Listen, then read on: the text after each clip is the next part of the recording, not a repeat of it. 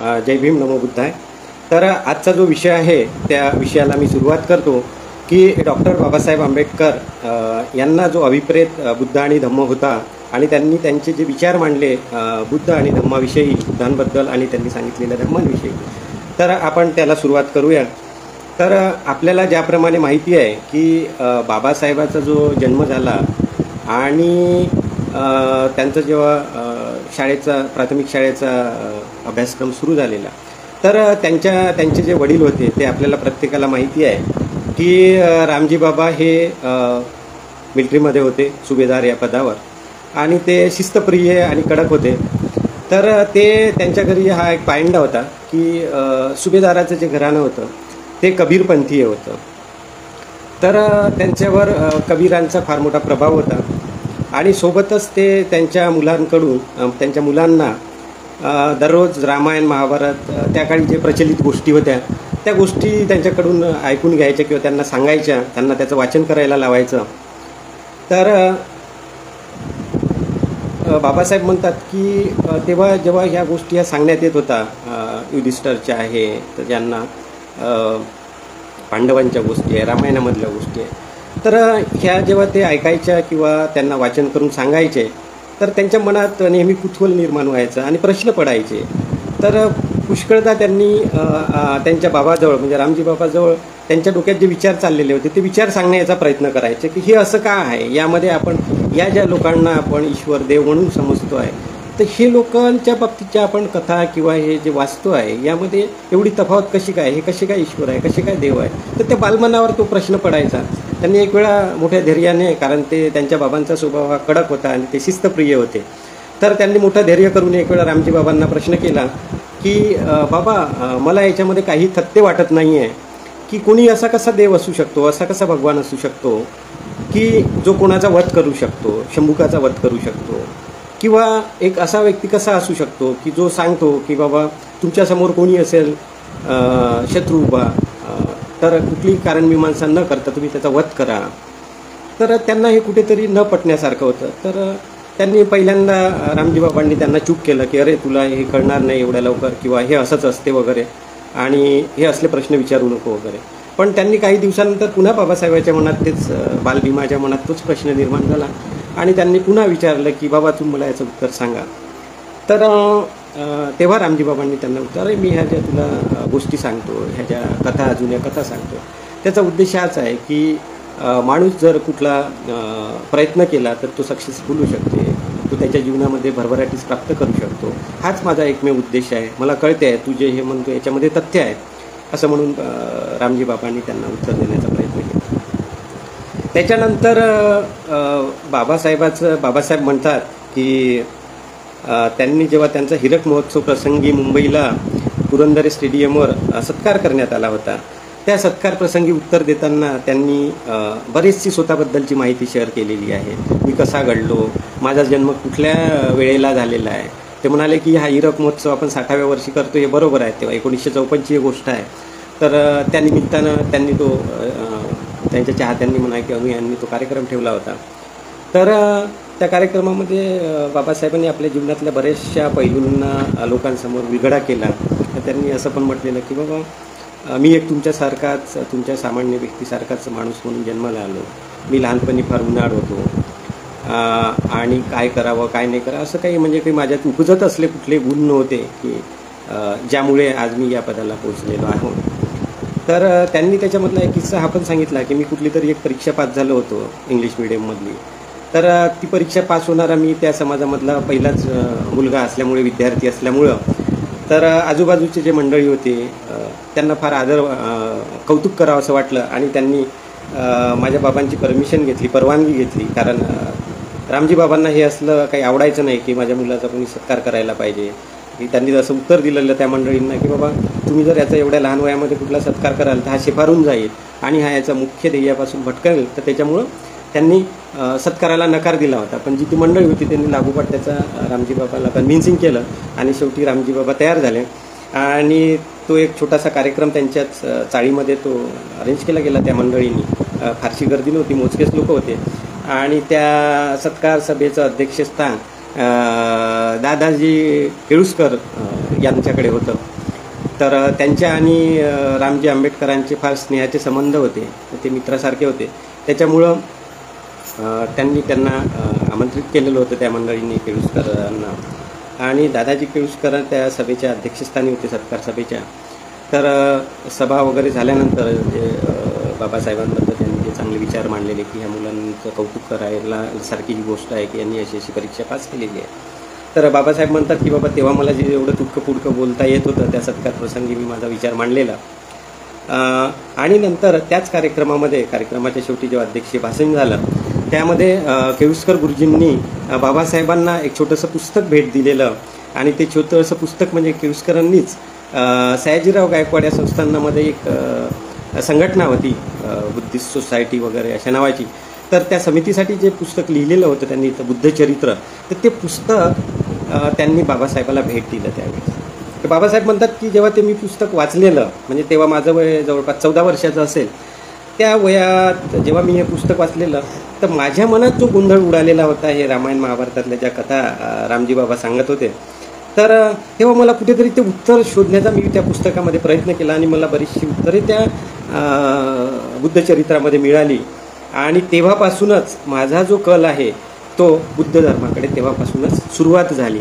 आणि त्यानंतर ते म्हणतात की मला बुद्ध धर्माविषयी जी मनात एक विद्यार्थी वयामध्ये जी जिज्ञासा असते ती जिज्ञासा निर्माण झाली की आपण हे बुद्ध साहित्य वाचायला पाहिजे.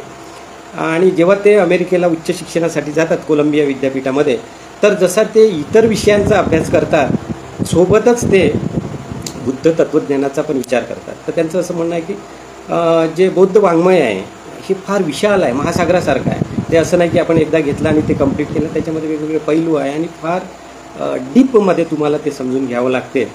तर बाबासाहेबांनी सतत जेव्हा जेव्हा त्यांना वेळ मिळाला तेव्हा तेव्हा त्यांनी बुद्ध तत्त्वज्ञानाचा अभ्यास केला. आणि त्या बुद्ध तत्त्वज्ञानाविषयी ते एवढे आकृष्ट झाले की त्यांनी जे बुद्ध तत्त्वज्ञान होतं ते त्यांच्या जीवनामध्ये आचरणात आणायला सुरुवात केलेली. आणि आपल्याला जरी माहीत आहे की त्यांनी ॲक्च्युअल जे बुद्धिझमचा स्वीकार केलेला याच एम्ब्रेस द बुद्धिझम इन 1956, पण ते त्यांचं शिक्षण चालू असतानाच त्यांनी बुद्ध धर्माचा अभ्यास चालू केलेला होता. आणि त्या अभ्यासामधूनच त्यांनी बुद्ध धर्म मला कॉल आलेला होता. तर ते बुद्ध तत्त्वज्ञानापासूनच विद्यार्थी जीवनामध्ये त्यांच्यामध्ये ओढ झाली आणि ते त्याचे आचरण पण त्यांनी चालू केलेलं. आणि त्याचाच एक भाग म्हणून की जे बुद्ध तत्त्वज्ञान समता, स्वातंत्र्य, बंधुत्व याच्यावर अवलंबून आहे, त्याचाच भाग म्हणून की बाबासाहेबांमध्ये त्या वयामध्येच एक करुणा निर्माण झाली. हा जो दारिद्र्य वर्ग आहे, हा वंचित जो वर्ग आहे, या वंचित वर्गाविषयी त्यांच्या मनात ही जी जिज्ञासा निर्माण झाली, या जिज्ञासेचाच भाग म्हणून त्यांनी कुठलंही ऐशो आरामाचं शिक्षण पूर्ण झाल्यानंतर कुठलंही पद न स्वीकारता या रंजल्या गांजल्या लोकांची जे या सिस्टमच्या बाहेर फेकल्या गेलेले होतं त्यांना पूर्वपद माणूस म्हणून कसं जगता येईल यासाठी त्यांचा कल होता.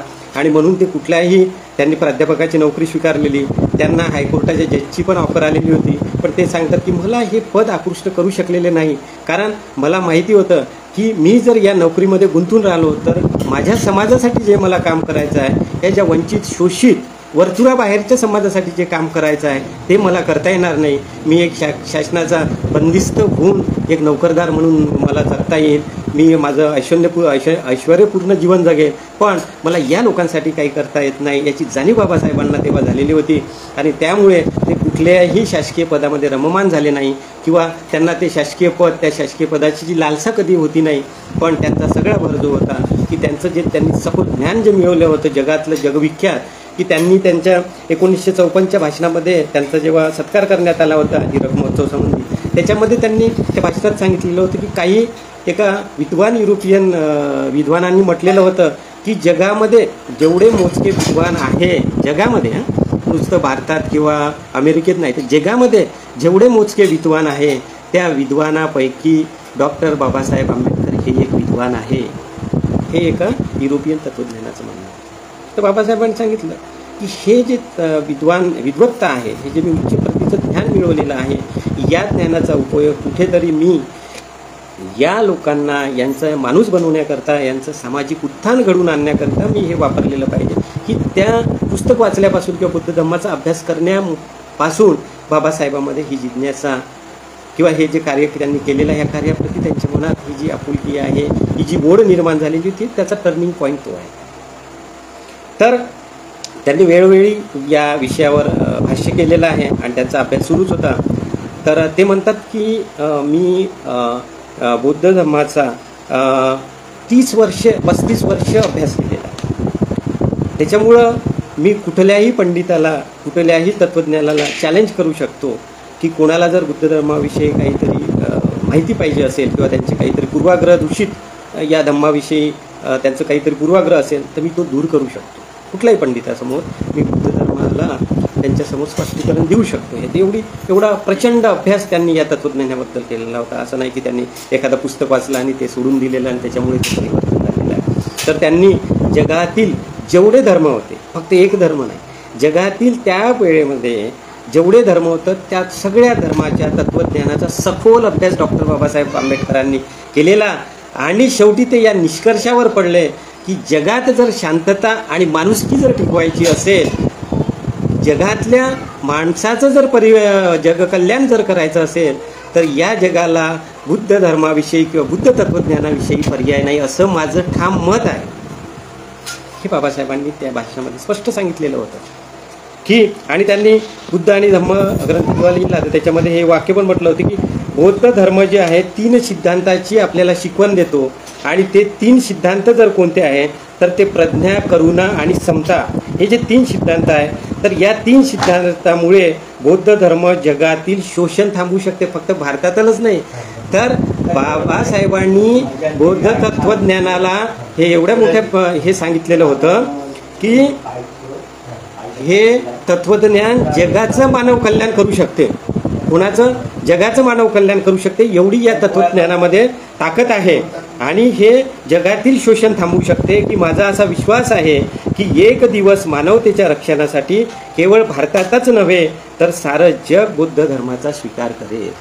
एवढा विश्वास बाबासाहेबांना या तत्त्वज्ञानाविषयी, कारण एवढा अभ्यास त्यांनी त्यावेळी केलेला होता.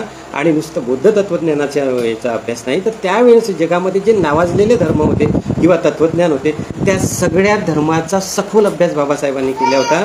त्यानंतर त्यांनी या विषयावर एवढं ठामपणे आपलं मत दिलेलं आहे.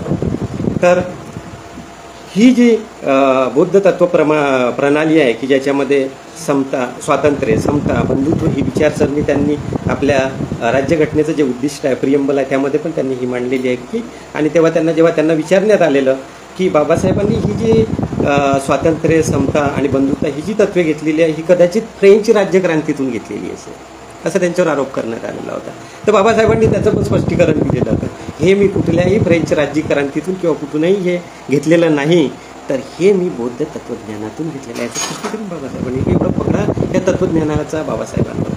आणि या तत्त्वज्ञानामुळेच बाबासाहेबांनी ही एवढी मोठी चळवळ निर्माण केली. त्याचा बेस हाच आहे, हे तत्त्वज्ञान हे बाबासाहेबांच्या चळवळीला ड्राईव्ह करत होतं. बाबासाहेब म्हणतात मी पण एक सामान्य माणूसच होतो, मी पण एखादी नोकरी केली असते, पण ह्या तत्त्वज्ञानामुळे मी इथल्या शोषित समाजाची सेवा करू शकतो आणि यांना एक समृद्धी, कल्याणकारी आणि एक उच्च दर्जाचं जीवनमान मी देऊ शकले या चळवळीमुळे. तर बाबासाहेबांचा आपल्याला प्रत्येकाला माहितीच आहे की ह्या धम्माविषयीची जी ओढी होती हे त्यांनी वेळोवेळी जाहीर केलेली आहे. आणि या भारत देशामध्ये प्रथमतः जी बुद्ध जयंती साजरी करण्यात आली तर ती बाबासाहेबांनी साजरी केली, त्यांच्या बंगल्यावर दिल्लीला केली, ते 1954. आणि आपल्याला माहीतच आहे की देहू जी बुद्धमूर्तीची प्रथम स्थापना केली तेव्हा तर धर्मांतर व्हायचंच होतं. ती बुद्धमूर्तीची स्थापना, ती जी बुद्धमूर्ती आहे ती भेट म्हणून बाबासाहेबांनी दिलेली होती आणि त्यांच्या हस्ते पुण्याला जे देहू रोडवर आहे, आजही ते विहार आहे 25 डिसेंबरला तिथं, तर तिथे ते बाबासाहेबांच्या हस्ते त्या मूर्तीची प्रतिष्ठापना करतात. आणि हे जे बुद्ध तत्त्वज्ञान आहे या तत्त्वज्ञानाविषयी वेळोवेळी त्यांनी आपल्याला मार्गदर्शन केलेलं आहे. तर त्याच्यातलंच मी एका प्रसंगात बाबासाहेबांनी जे बुद्ध धर्माची महानता सांगितलेली आहे त्याचं मी थोडं इथे विश्लेषण करतो किंवा ते सांगण्याचा प्रयत्न करतो की 6 मे 1955ला 6 मे 1955ला बाबासाहेबांनी बुद्ध जयंती हे बाबासाहेबाचं हे बुद्धाचं जिथे शिल्प आहे, जिथे बुद्धांचं स्तूप आहे, ते स्तूप नालासोपारा या ठिकाणी आहे जे मुंबईला आहे, त्या नालासोपारा बंदराच्या तिथे जो सम्राट अशोकाने बौद्ध स्तूप बांधलेला आहे, त्या बौद्ध स्तूपामध्ये संशोधकांना तथागत बुद्धाचे जे अवशेष मिळाले ते अवशेष अजूनही तिथे सांभाळून ठेवण्यात आलेले आहे. ते अवशेष म्हणजे बुद्धाचा जो दंत होता, त्याला दात आहे, तो दात त्या एका पर्टिक्युलरली भांड्यामध्ये तिथे व्यवस्थित ठेवलेला होता आणि ते करंडक व्यवस्थितपणे ते करंडक अजूनही म्युझियममध्ये ठेवण्यात आले.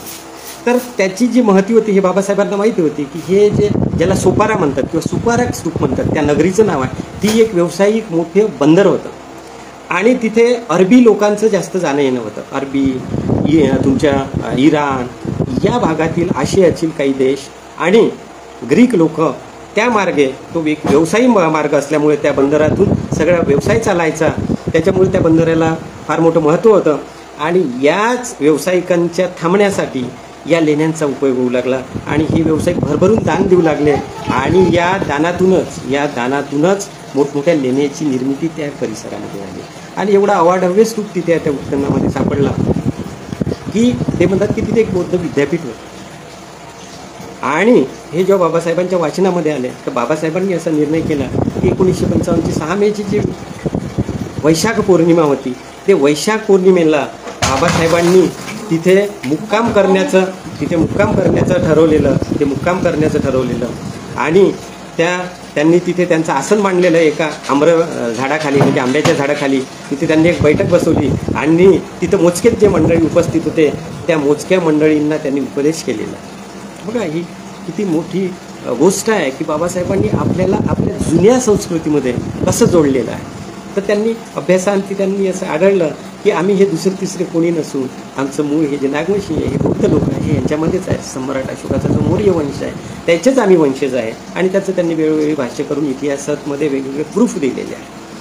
तर त्यांनी जेव्हा ते 6 मेला या मोजक्या मंडळींना एक आपलं व्याख्यान दिलेलं की बौद्ध धर्माकडे मी कसा आकृष्ट झाला, बौद्ध तत्त्वज्ञान हे कसं जगामधील इतर धर्मापेक्षा सर्वश्रेष्ठ आहे, त्याची वेगवेगळी कंपॅरिझन, तुलनात्मक अभ्यासात्मक त्यांचं मत तिथे त्यांनी मांडलेलं आहे.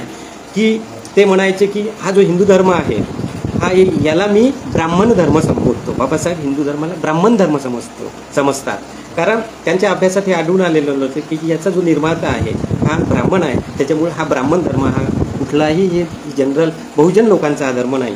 आणि या धर्मामध्ये हा जो भेदभाव केला जातो, वेगवेगळ्या जाती बनवल्या आहेत, हा धर्म कुठल्याही मानवतेच्या संकल्पनावर खरा ठरत नाही, याला आपण धर्म म्हणू शकत नाही, हा एक अधर्म आहे.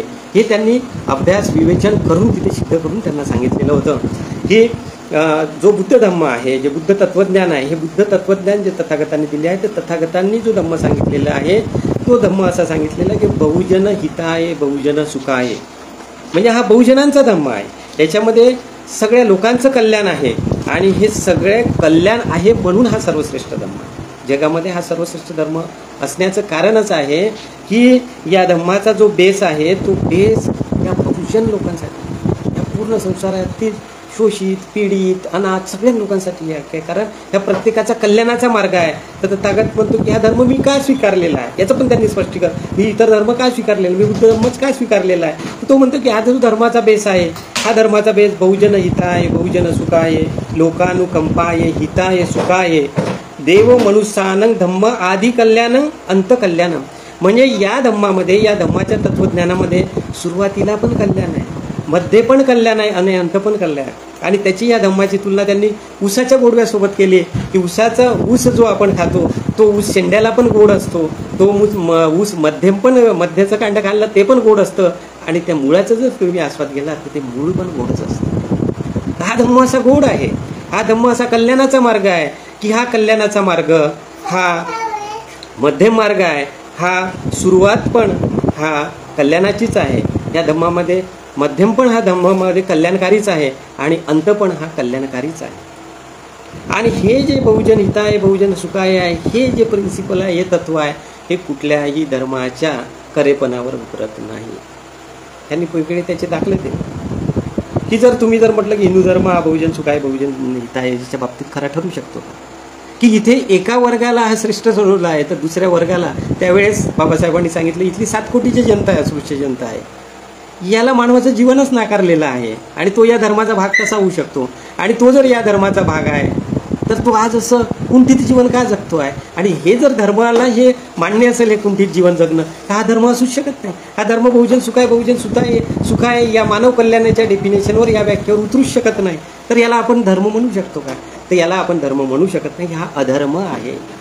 हा काय अधर्म आहे. म्हणून हा तुमचा धर्म होऊच शकत नाही शोषित लोकांचा.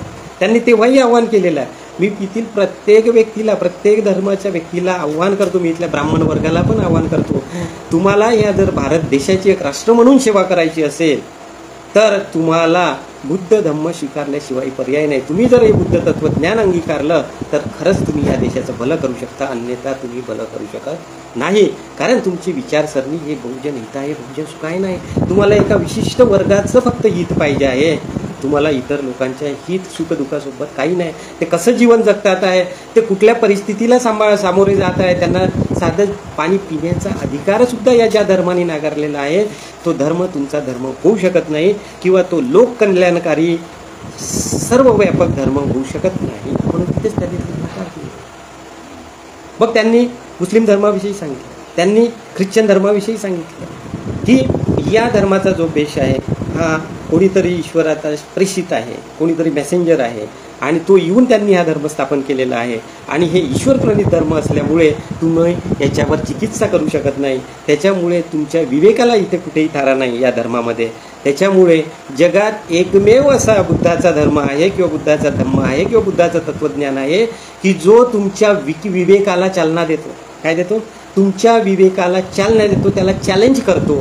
तर हे एकमेव जागतिक तत्वज्ञान आहे की ते तुमचे जे बुद्धिमत्ता आहे, जो विवेक आहे, मानवाला जो विवेक मिळालेला आहे त्या विवेकाला साथ घालतो. बाकी धर्माचं जे तत्वज्ञान आहे हे बाकी धर्माचं तत्वज्ञान हे ईश्वर आणि आत्मामध्ये अडकले असल्यामुळे तिथे तुम्हाला चिकित्सा करायला किंवा कुठलाही विवेक वापरायला कुठेही स्कोप नाही आहे. जसं सांगितलं गेलेलं आहे तेच तुम्हाला डोळे झाकून ऐकायचं आहे. तुम्हाला बुद्धी लावायची गरज नाही. पण तथागताचा धम्म असा आहे आणि ते एकमेव असे धर्मसंस्थापक आहे की ते म्हणतात की जोपर्यंत मी सांगितलेलं हे तत्वज्ञान आहे, हा धम्म आहे, जोपर्यंत तुमच्या बौद्धिक कसोटीवर खरा उतरत नाही तोपर्यंत तुम्ही या तत्वज्ञानाचा स्वीकार करू नका. तथागतांनी असं कुठलंच लिबरल धर्म आहे नाही या जगामध्ये की त्याचा धर्म संस्थापक म्हणतो की मी जे हे तत्वज्ञान सांगतो आहे हे मी सांगतो म्हणून तुम्ही स्वीकारू नका. हे तुम्ही तपासा. It is subject to review, it is subject to criticism. You can criticize it. याचं विश्लेषण करू शकता, याचं विवेचन करू शकता, याची चिकित्सा करू शकता. आणि चिकित्सा केल्यानंतर जेव्हा तुमच्या बुद्धीला, तुमच्या विवेकाला हे तत्वज्ञान मान्य असेल तरच तुम्ही हे तत्वज्ञान स्वीकारा, अन्यथा स्वीकारू नका. एवढी लिबर्टी, एवढं स्वातंत्र्य कुठल्याही धर्मसंस्थापकांनी दिलेलं नाही. म्हणून बाबासाहेब म्हणतात की ह्या जगात असा श्रेष्ठ धर्म आहे आणि तो तुम्ही स्वीकारला पाहिजे. काय म्हणतात? तो तुम्ही आग्रह करतात ते तो तुम्ही स्वीकारला पाहिजे.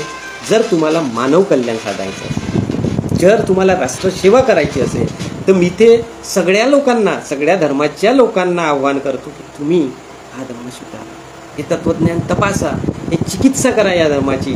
आणि तुम्हाला जर मानव कल्याणाविषयी खरंच असं वाटत असेल, हे नकली जे समाजसेवक जे तयार झालेले होते वेगवेगळ्या धर्मातले, त्यांनी यांना पण आव्हान केलं असेल की याच्याने तुम्ही समाजसेवा नाही करू शकत.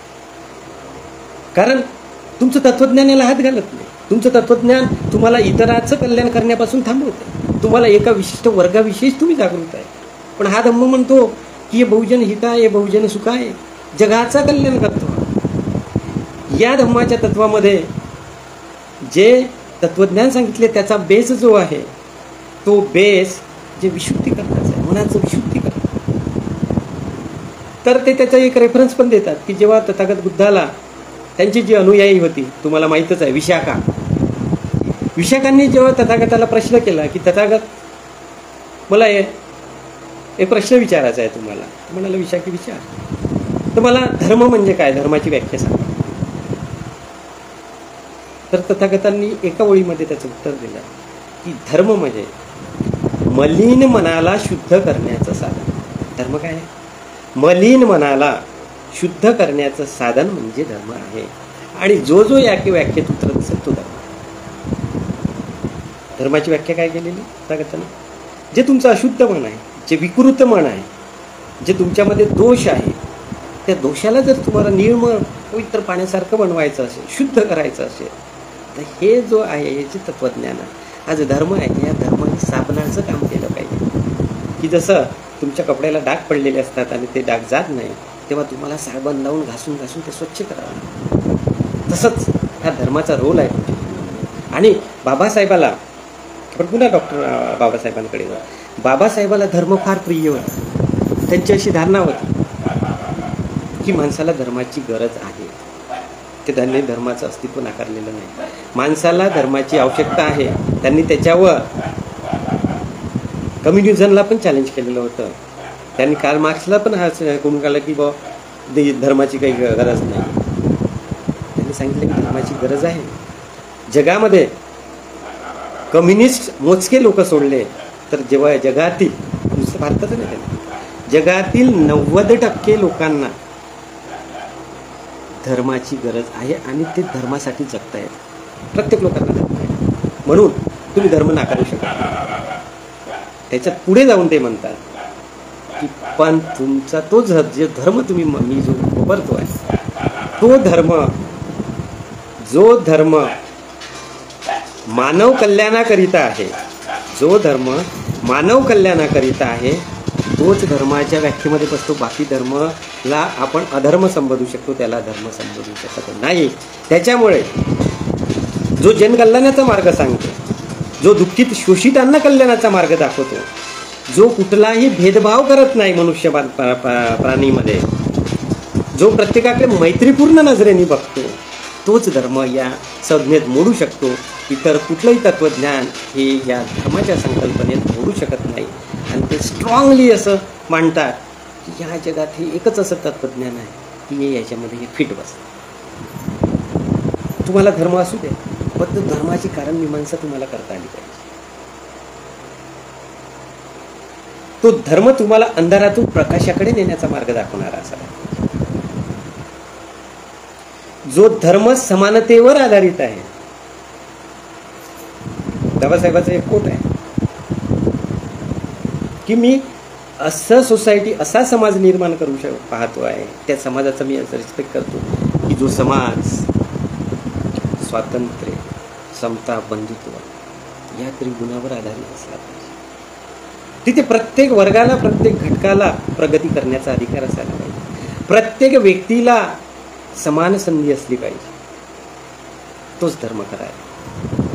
आणि तशावर त्या कसोटीवर जो धर्म उतरत असेल, त्या धर्माचे तुम्ही पाहिजे, तो धर्म तुम्ही आचरणात आणा. म्हणून त्यांनी कमिशनावर टीका केली की तुम्ही असं म्हणू शकता, धर्म गरजेचं आहे. त्यांनी ख्रिश्चन लोकांचं त्याच्यात उदाहरण दिलं की ख्रिश्चन पादरी सांगतो की बाबा तुम्हाला जे जीवन भेटलेलं आहे, तुम्ही दारिद्र्यात असाल तरी तेच जीवन स्वीकारा, त्याच्यातच राहा तुम्ही. पण तुमचा जेव्हा अंत होईल, तुम्ही जेव्हा ख्रिस्तांची प्रार्थना कराल, येशूला आपलं सर्वस्व द्याल, मानाल, त्याची पूजा अर्चना कराल, तर तुम्ही होऊ शकते मेल्यानंतर तुम्हाला चांगली सद्गती प्राप्त होऊ शकते. तर बाबासाहेब म्हणतात हे कुठलं तत्त्वज्ञान? बाबासाहेब म्हणतात की बुद्धांनी कुठेही दारिद्र्य किंवा गरीब राहा याची शिकवण दिली आहे. बुद्धाचा अर्थ तत्त्वज्ञान, आणि त्याचं त्यांनी उदाहरण दिले की बुद्धाला दारिद्र्याचा किडच येत होता. तर कोणालाही म्हणत नाही की तू दारिद्र्यात राहा, त्यांनी तिथं आहे तसंच राहा आणि फक्त आचरण करू. आर्थिकता सबलता पाहिजे तुम्हाला, आवश्यक आहे चांगलं जर जीवन जगायचं. तर त्यांनी ते सांगण्यासाठी अनाथ पिंडकाचं उदाहरण दिलं. तुम्हाला सगळ्यांना माहिती आहे, तुम्ही बुद्ध आणि धम्म याचं तुम्ही वर्षवासामध्ये वाचन करतात. तुम्हाला बऱ्यापैकी सगळ्या लोकांना अनाथ पिंडकाविषयी माहिती आहे की ते फार आर्थिक संपन्न गृहस्थ नागरिक होते. त्या काळात त्यांचे वेगवेगळे व्यवसाय होते, भरपूर श्रीमंत. पण अनाथ पिंडक नुसते श्रीमंत नव्हते धनाने, तर ते मनाने पण तेवढे शुद्ध आणि श्रीमंत होते. तर त्यांनी त्यावेळेस लाखो लोकांना रोजगार उपलब्ध करून दिला होता त्यांच्या व्यवसायात. तर अनाथ पिंडकांनी तथागताजवळ मी धम्मदीक्षा घ्यावी का हा जेव्हा प्रश्न केला तर तथागतांनी त्याला एक समर्पक उत्तर दिलं की तू किंवा तुम्ही गृहस्थी जीवन न सोडता तुम्ही गृहस्थी जीवन राहून सुद्धा तुम्हाला दीक्षा घ्यायची, चिवर घ्यायची काही गरज नाही. तुम्ही जे काम करता ते धम्माचंच काम. तुम्ही हजारो लोकांचं जीवनमान उंचावता, हजारो लोकांना रोजगार देता, तुमच्याजवळ जी मिळकत प्राप्त होते व्यवहारातून, त्या वेगवेगळ्या व्यवसायातून, त्या मिळकतीचा उपयोग तुम्ही इतरांचं कल्याण करण्यासाठी फार मोठं काम करता ते. त्यामुळे तुम्ही जीवन धारण केलं म्हणजेच तुम्ही धम्म आचरणात आणला किंवा धम्माची शिकवण मान्य केली, माझ्या शिष्यत्व तुम्ही प्राप्त करला असं वाटतं. तर तुम्ही गृहस्थी जीवनात राहून सुद्धा तुमचा हा व्यवसाय भरभटीला नेऊन सुद्धा सम्यक आजीविका जी असते, जी दुसऱ्याचं लुबाडण्याची त्याच्यात मनस्थिती नसते. तर आपल्याजवळ जे आहे आणि जे आपण कमावतो आहे, जे आपले साधनं आहे ते चांगले मार्गाचे असून आपण ही जी कमाई करतो आहे या कमाईमध्ये दुसऱ्याचं कुठेही मन दुखवत नाही आहे किंवा दुसऱ्याला लुबाडून आपण ते घेत नाही आहे, त्याला तथागतांनी सम्यक आजीविका म्हटलेलं आहे.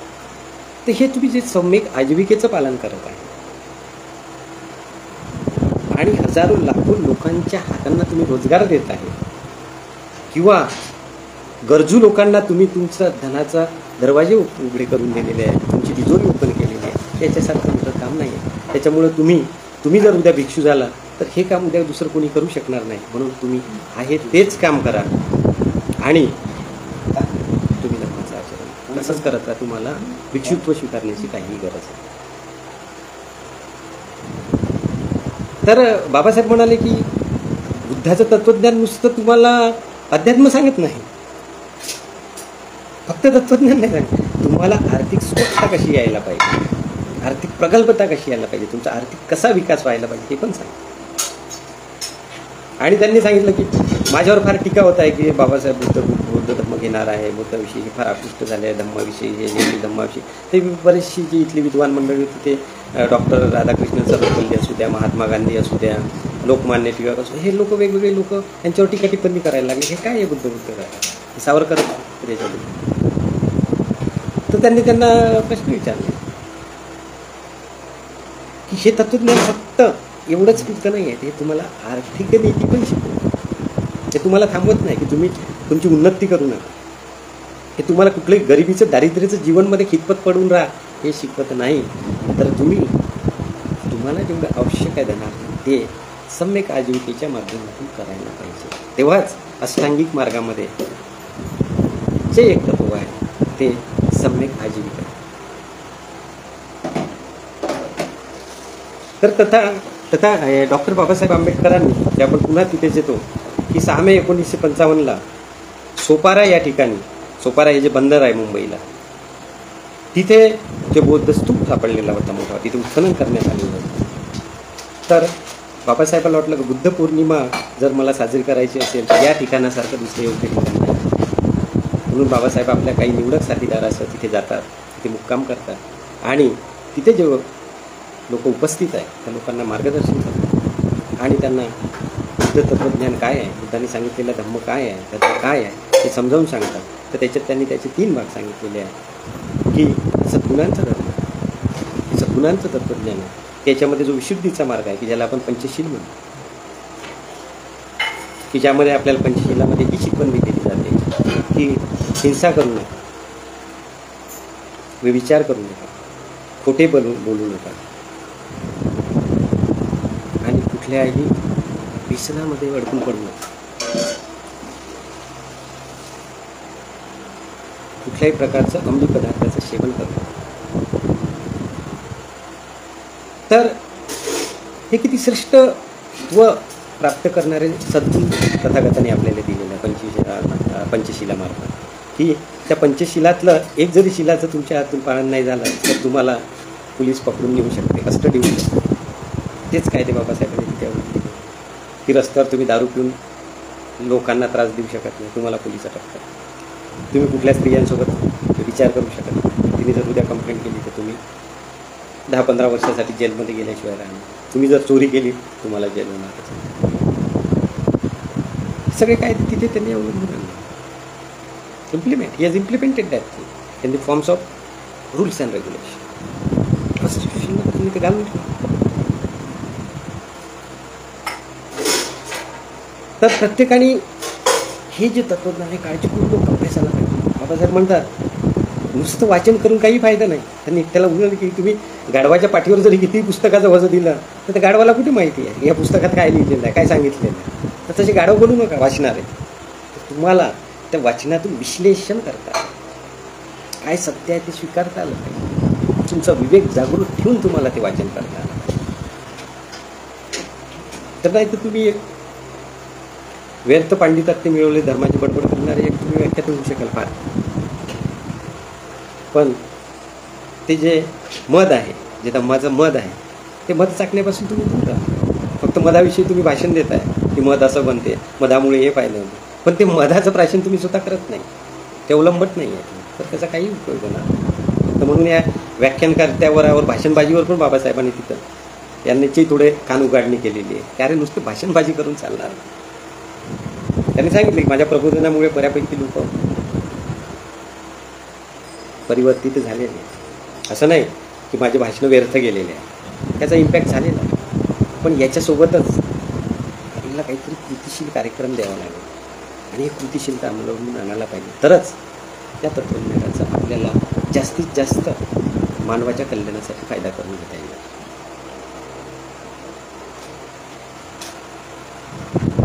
त्याच्यानंतर त्यांनी पंचशील सांगितल्यानंतर त्यांनी अष्टांगिक मार्ग सांगितलेला.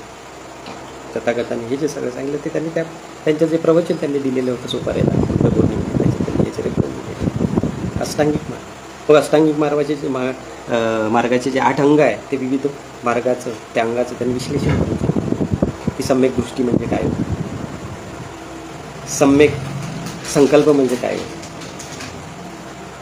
सम्यक वाचा म्हणजे काय, सम्यक संकल्प म्हणजे काय होते, सम्यक आजीविका म्हणजे काय होते, सम्यक व्यायाम म्हणजे काय होते, सम्यक स्मृती म्हणजे काय होते, सम्यक समाधी म्हणजे काय होते. फार श्रेष्ठ गुण आहे. हे गुण जर आपण आचरणात आणले आपण शुद्ध आणि बुद्ध होऊ. नुसतं आपण धर्मांतर करून बुद्ध होऊ शकत नाही. तर आपल्याला त्या धम्माच्या मार्गावर आरूढ व्हावं लागेल.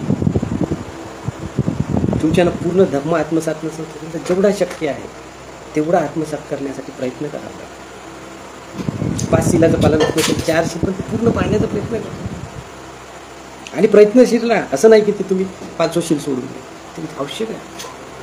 हळूहळू प्रयत्नशील राहा. गोष्टी लोकांना त्यांनी सांगितलं तुम्ही प्रयत्नशील राहा. त्यांनी जसं त्यांच्या जीवनामध्ये वेगवेगळ्या डिग्र्या घेतल्या की ज्ञानाच्या ह्या वेगवेगळ्या पायऱ्या आहेत. तथागतांनी जे बुद्धत्व संपादन केलं तर ते पायऱ्या पायऱ्यांनी वर चढले. ते पहिले सामनेर झाले. मग वेगवेगळे त्या काळात जेवढं तत्त्वज्ञान अवेलेबल होते ते तत्त्वज्ञान शिकले. मग ते तत्त्वज्ञान आत्मसात करता करता त्यांच्या ज्या काही परिव्रजकांना आवश्यक गोष्टी होत्या की याला ध्यान करायचं आहे, काय करायचं आहे, ते वेगवेगळे ध्यानाचे मार्ग त्यांनी आत्मसात केले, अभ्यासले. आणि शेवटी त्यांचा कंटाळा आला त्यांना की त्यांचं पोट पाठ एक झालेली. म्हटलं मी जिवंतच राहणार नाही तर मी शोध कशाचा लावणार आहे. तर माझ्या शरीराला जिवंत ठेवणं पण आवश्यक आहे आणि मला जर जिवंत राहायचं आहे तर माझी शरीराची जी गरज आहे ते अन्न मला घ्यावंच लागेल. आणि म्हणून त्यांनी सुजाताना आणलेली खीर त्यांनी प्राशन केली. त्यांना थोडं ताजंतवानं वाटलं आणि त्यानंतर ते बुद्धगयाच्या दिशेने चालत गेले आणि तिथे पिंपळाच्या झाडाखाली बसून त्यांनी ज्ञान संपादन केलं. तर त्या ज्या वेगवेगळ्या स्टेजेस होत्या तिथे सुरुवातीला तो बोधिसत्व होता. बोधिसत्वानंतर तुम्हाला बुद्धत्व होता. त्या वेगवेगळ्या पायऱ्या असतात, ह्या ज्ञानाच्या पायऱ्या. जसं आपण पहिलीतून दुसरीत जातो, तिसरीत जातो, चौथीत जातो, 8वीत जातो, 10वीत जातो, मग 12वीची परीक्षा देतो. मग आपल्याला वाटते आता आपण खूप चांगल्या मोठ्या लेवलवर, मग त्याला म्हणते पदवी घ्यायची आहे, तुला पदवी संपादन, मग त्याला अजून महत्त्वाचे पद प्राप्त होतं. मी आता ग्रॅज्युएट झालेलो. मग तो पुढे शिकण्याचा प्रयत्न करतो, पोस्ट ग्रॅज्युएट. त्याच्या पुढे त्याचे शिक्षणाचे ज्ञान वाढवायचं असतं. तो डॉक्टरेट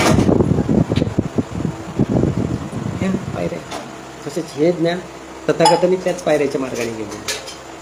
बाबासाहेब त्याच मार्गाने गेले आणि बोधिसत्व झाले. त्यांच्या इकडे डिग्री आपल्याला मोजता येते.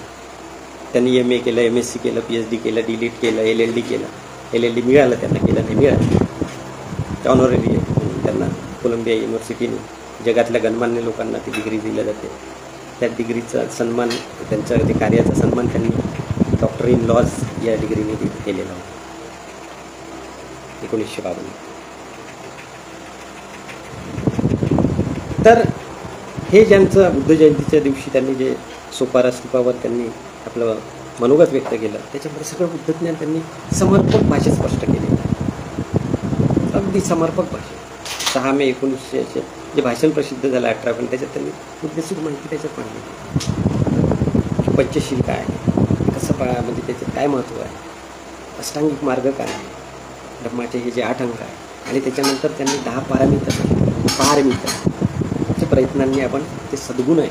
पारमिता काय? सद्गुण आहे, ते आपण प्रयत्नांनी ते आपण अवगत करू शकतो, ते आपल्यामध्ये रुजवू शकतो. त्या 10 पारमिता पण त्यांनी सांगितलेल्या. त्याच्यामध्ये प्रज्ञा नावाची पारमितेला फार महत्त्व दिलं. शील, दान, नैष्कम्य, उपेक्षा, अधिष्ठान, सत्य पारमितेवर फार भर दिलेला. दान पारमिता, प्रज्ञा पारमिता, शील पारमिता, आणि याची सगळी त्यांनी त्याचं स्पष्टीकरण करून टाकलं.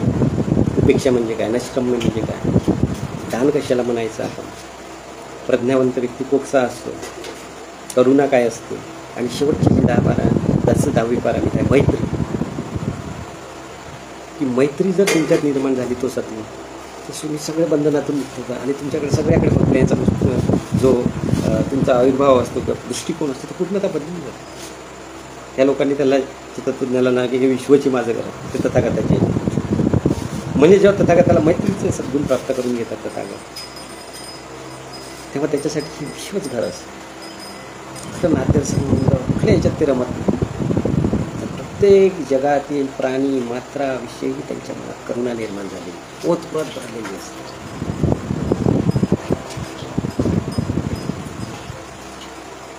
तर आता 23 तारखेला आपण सगळे लोक बुद्ध जयंती साजरी करणार आहे.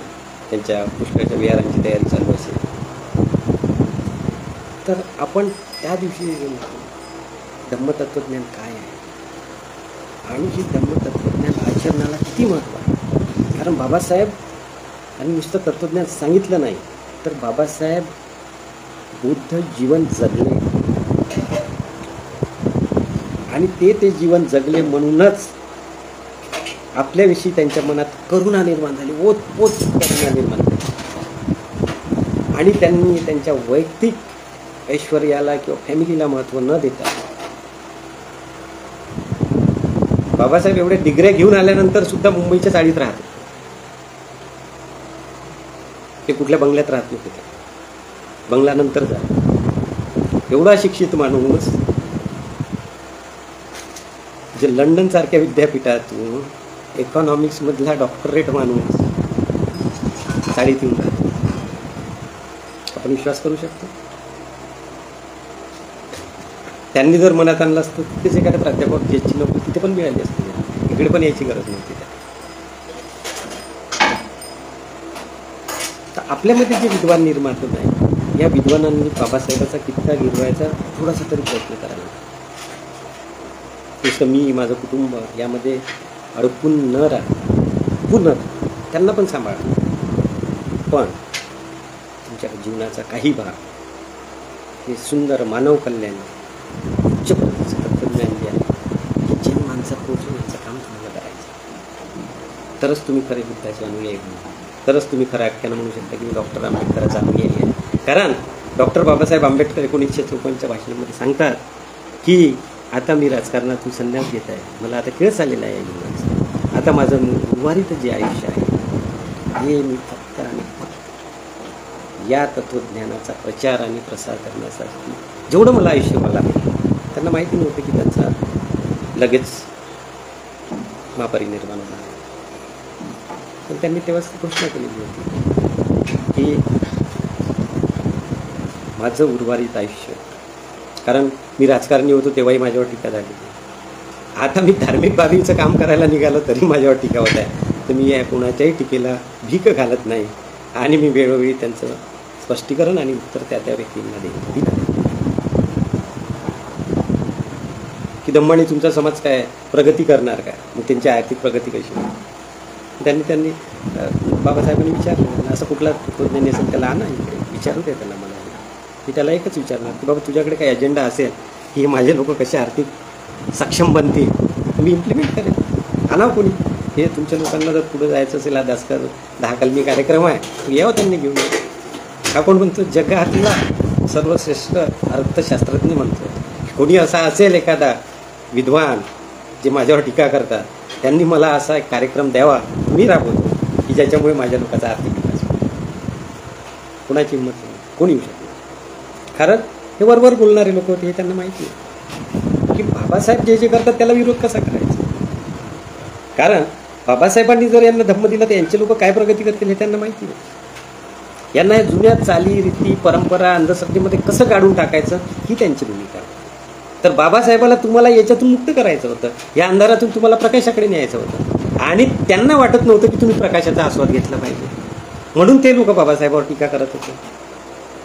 बघा, हे समजून घेतलं पाहिजे आपण की बाबासाहेबांवर टीका तुमच्या कल्याणासाठी बाबासाहेब झगडत होते, म्हणून त्यांच्यावर टीका होती की अरे बाबा तू शिकला सवरला ना, तू एखादी नोकरी करून गप्प असतं, त्यांच्या मागे कशाला.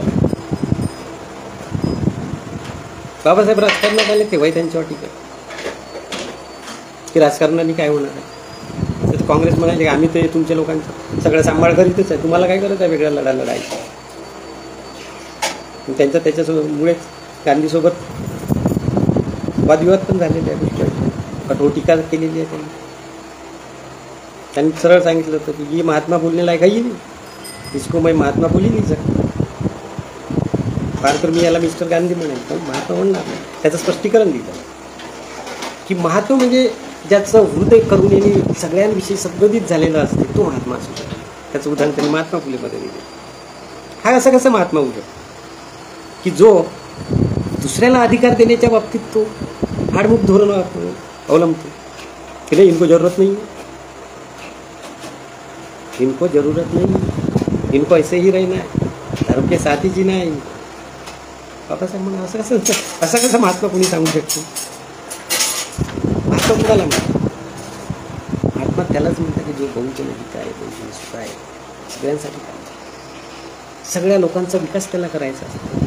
त्याला असं नाही की हे 1-2 वर्ग माझे आहे हे विकास करते आणि हे 3-4 नंबरचे आहे हे आहे तिथेच राहते. No, he is not entitled to be called as Mahatma.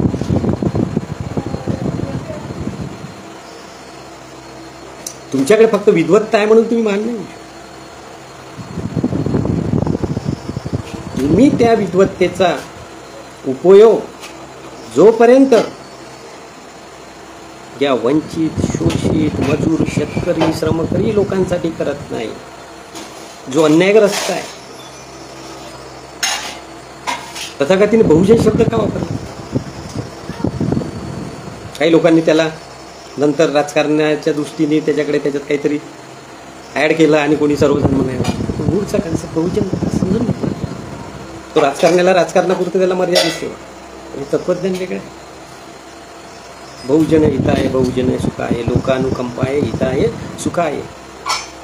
लोकांचं सुख, लोकांचं कल्याण आणि फक्त कल्याण.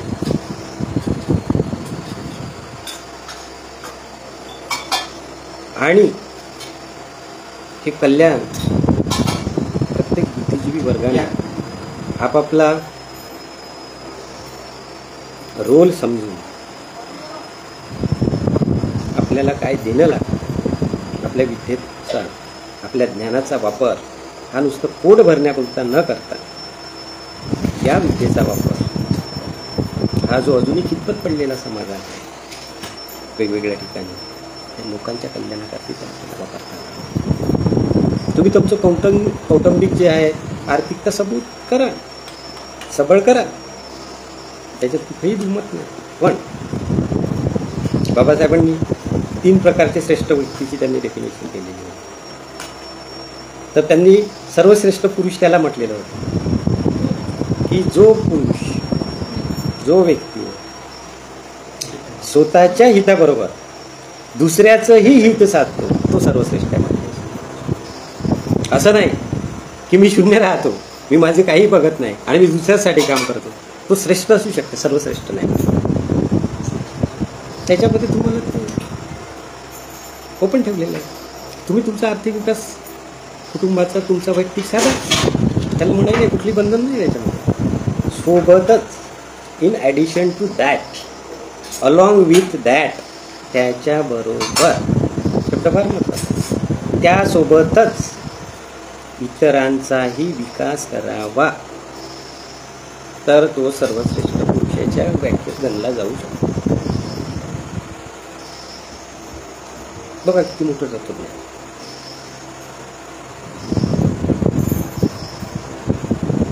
एवढे ज्ञानी विश्वात प्रचलित किंवा नॉन इंटेलेक्च्युअल पर्सनॅलिटी आपल्याला हे सगळं सांगते. हे आपलं भाग्य आहे की आपल्याला त्यांनी ह्याच्या पदरात टाकले, बुद्ध सांगितले. तर आम्हाला बुद्ध काही कळलेलं नसतं. आम्हाला त्यांनी तेव्हाही सांगितलं, आम्ही दगड धोंड्यातच अडकलेलो होतो. आम्ही धर्म त्यालाच समजतो जो चमत्कारिक आहे, की जो कुठला तुम्हाला वेदनेतून एखादा चमत्कार करून सुटका करतो, त्याला तुम्ही धर्म मानला. तुम्ही दगडाला धर्म मानलेला, धर्म नाही आहे. धर्माची डेफिनेशनच त्यांनी अशी केलेली आहे की जो मानव कल्याणाकरिता आहे, तो मनाच्या शुद्धीकरणासाठी जे तत्वज्ञान आहे त्यालाच आपण धर्म म्हणू शकतो. तर असा शुद्ध बुद्ध या आपल्या बापांनी आपल्या पत्रात आपल्याला भेट म्हणून दिलेलं आहे. त्याचं आपण सोनं करायला पाहिजे आणि आपलं जीवनमान, राहणीमान, विचारसरणी ती उंच लेवलवर घेऊन जायला पाहिजे. आणि सोबतच आपण तर उंच व्हाच, सोबतच जे खाली आहे त्यांना पण आधार देऊन, हात देऊन मदतीचा, त्यांना पण वर उचलण्याचा प्रयत्न करा.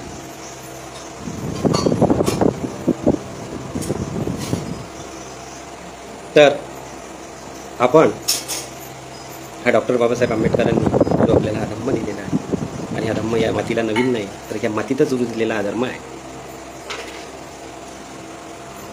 त्या धर्माचं, त्या धम्माचं आपण दैनंदिन जीवनामध्ये पालन करावं,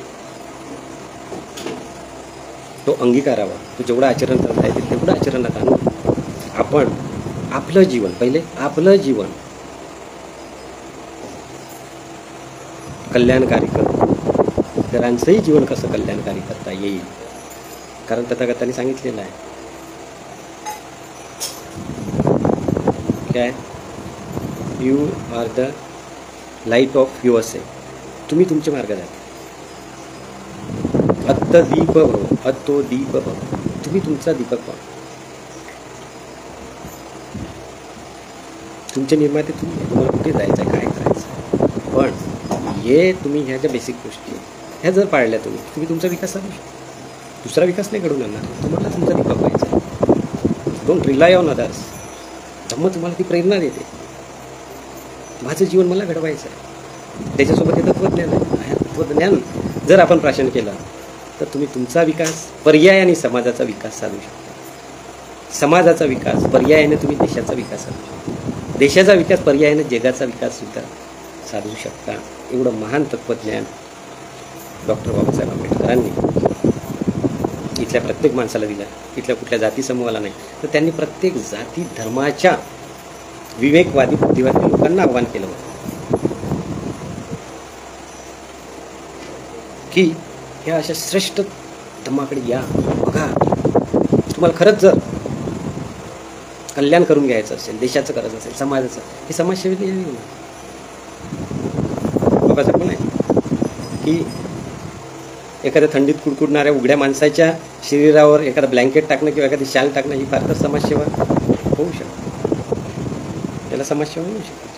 पण अशी सिस्टम तयार करा, अशी परिस्थिती निर्माण की कुठलाही व्यक्ती बिना कपड्यांनी राहणार नाही, बिना अन्नाने झोपणार नाही. Create that system. आणि हे तत्वज्ञान तुम्हाला ते करण्यासाठी प्रेरित करतं. जर तुम्ही याच्यामध्ये डुबकी लावाल तर, वरवरून बघाल तर काहीच नाही. कोणी म्हणते वंदना करून काय आहे, बुद्धविहारात जाऊन काय आहे. मला वाटते तुम्ही बाबासाहेबाचं थोडं 1952 नंतरचा जो त्यांचा जीवन प्रवास आहे त्यांनी केलेले वेगवेगळे वक्तव्य आहे ते समजून घ्यायला पाहिजे. बाबासाहेबाला असं संकुचित दृष्टीनं आपली पण लोक संकुचित आपापल्या सोयीनुसार बाबासाहेबाला डिफाईन करतो. फक्त त्यांना रिझर्वेशन किंवा तुम्हाला इकडून इकडे आणलं थोडी आर्थिक एवढंच पुरतं नको मर्यादित ठेवा. आरक्षण आहे तर मग मी ते जात घेऊनच आलो पाहिजे. Don't restrict yourself to that benefit only. Liberate yourself. जिथे बंधनातून मुक्त हा धम्म, जिथे सगळे एकाच प्रार्थनेवर आहे, कुठल्या जाती नाही, पोट जाती नाही, आणि तो जातीचा उदोउदो करणं थांबवा आणि स्वतःला एक स्वाभिमान बाळगा. मी बुद्धाचा अनुयायी आहे. सर्वश्रेष्ठ तत्वज्ञान जगाचं तुम्हाला सांगता आलं पाहिजे. अरे बाबा मी काय आलतू फालतू माणूस नाही आहे की जो धम्म या विज्ञान निष्ठतेवर आधारित आहे. जिथे विवेकाला चालना देण्याची इथे आव्हान दिलं जाते त्या धम्माचा मी पाहिजे. जगातील सर्वश्रेष्ठ तत्वज्ञानावर मी चालणारा व्यक्ती आहे तुम्हाला सांगता आलं पाहिजे. हे तुम्हाला आचरणात आणता आलं पाहिजे. त्या आचरणात आणण्यासाठी आपल्याला प्रयत्नशील राहायला पाहिजे. होऊ शकतं तुम्ही एकाच दिवशी नाही बदलू शकता. It's a slow process but it should be A consistent and continuous. जसं त्या वेगवेगळे असते श्रोतागामी हे त्या वेगवेगळ्या स्टेजेस आहेत. त्या स्टेजेसनुसार तुम्ही पुढे जाऊ शकता. अरहंतपदापर्यंत तुम्ही जाऊ शकता.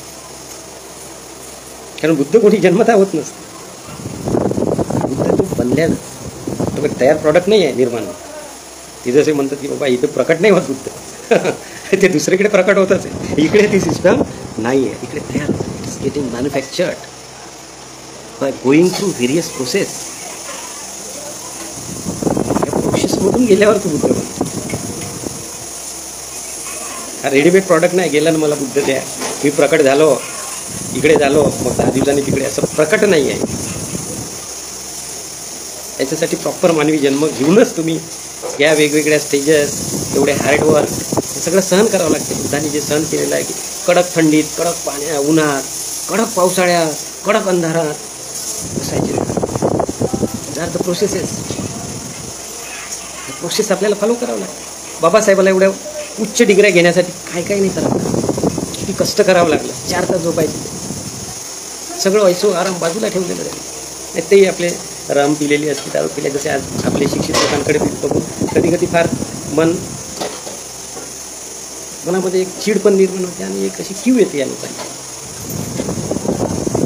की बाबासाहेबांनी म्हटलेलं की मी नुसतं विधवा नाही म्हणून मला लोक घाबरत नाही. हो, माझ्यामध्ये शील आहे, मला कोणी खरेदी करू शकत नाही. माझ्याकडे एवढा पैसा, एवढी प्रतिष्ठा असताना मी विदेशात राहताना कधीही मी दारूच्या ग्लासाला हात लावलेला नाही. ते स्ट्रॉंग त्याचं हे ठेवून ठेवतात, सांगतात ते मेरे को ये चीज़ों ने छुआ नहीं जबकि ये बहुत मेरे नज़दीक ते कळलं का आम्हाला. त्या महामानवाच्या जयंतीला आम्ही हे सगळं करून नाचतो, दारू पितो, धिंगाणा घालतो. त्या महामानवाला समोर घेऊन त्याचा फोटो हातात घेऊन नाचतो. कुठे आहे खरंच बाबासाहेब? कळलं का आपल्याला?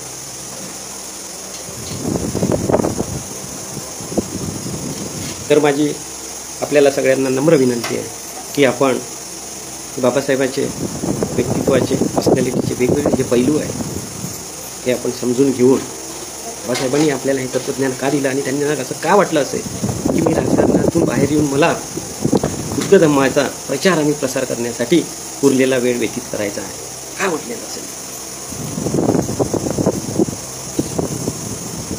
प्रत्येकाने, प्रत्येक बुद्धिजीवींनी याच्यावर थोडं विवंचन करायला पाहिजे, अभ्यास करायला पाहिजे.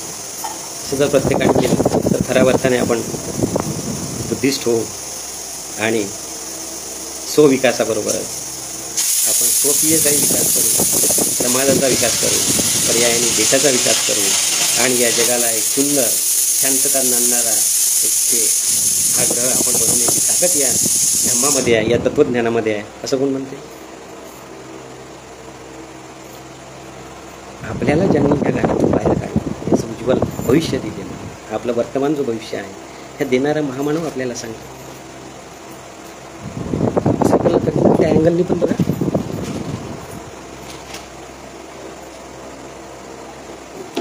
बाबासाहेब खूप टाकत होते त्याचं राहणं, ते काय खात होते, काय हे पण अभ्यास आहे. आहे. नाही, आम्हाला थकवा येतं म्हणून आम्हाला एन्जॉय करायचं. यू शुड रिअलाइज दॅट की are we true followers of the doctor Ambedkar. हा प्रश्न आपल्याला पडला पाहिजे प्रत्येक वेळेस.